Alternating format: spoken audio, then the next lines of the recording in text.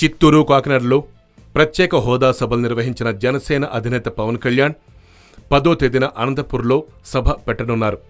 మొదటి 2 సభలకు కారణం ఉంది. అలాగే 3వ సభకు కూడా కారణం ఉందని చెప్తున్నారు. దాని వెనక అతి బలమైన కోణం కూడా ఉందనే వాదనలు వినిపిస్తున్నాయి. పవన్ తన తొలి సభను తిరుపతిలో నిర్వహించారు. ప్రధాని నరేంద్ర మోడీ, ముఖ్యమంత్రి చంద్రబాబుతో కలిసి ఎన్నికలకు ముందు ప్రత్యేక హోదాపైన హామీ ఇచ్చిన ప్రాంతం అది. కాబట్టి అక్కడ సభ నిర్వహించినట్లు పవన్ తెలిపారు. ఆ తర్వాత కాకినాడలో సభ నిర్వహించారు. 1997లో బీజేపీ 1 ఓటు 2 రాష్ట్రాలు అని తీర్మానం చేసింది కూడా ఇక్కడే. కాబట్టి కాకినాడలో 2వ సభ నిర్వహించినట్లు చెప్పారు. ఇక్కడ సభ నిర్వహించడానికి ఎన్నో కారణాలున్నాయని ఊహాగానాలు వినిపిస్తున్నాయి. అనంతపురం జిల్లా వెనుకబడిన ప్రాంతం. హోదా వస్తే ఇలాంటి జిల్లాలు అభివృద్ధి చెందుతాయని అనంతపురం నుంచి గట్టిగా చెప్పేందుకే పవన్ ఇక్కడ సభను పెడుతున్నారట.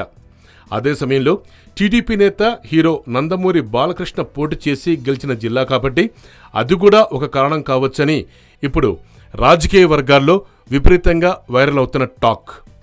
3 సభల్లో రాజకీయ వ్యూహం కూడా దాగి ఉందని అంటున్నారు.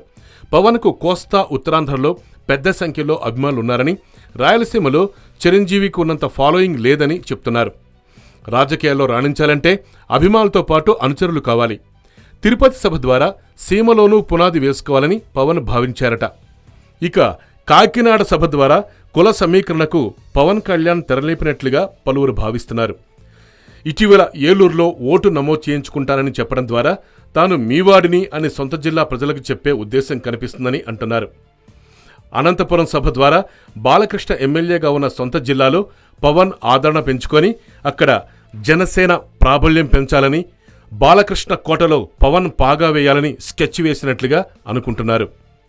Yo-yo News, Hyderabad.